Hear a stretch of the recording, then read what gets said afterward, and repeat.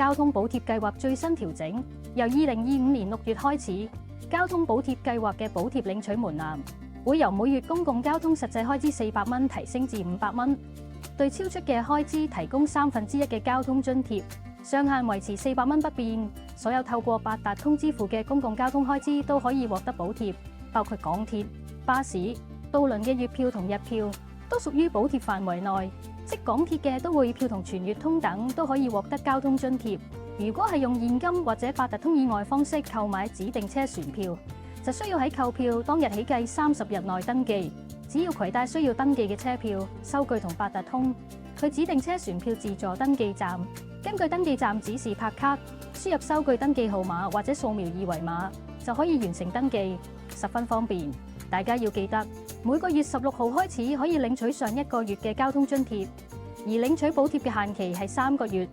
如果超過3個月仲未領取，咁嗰一期嘅乘車津貼就冇辦法攞得返。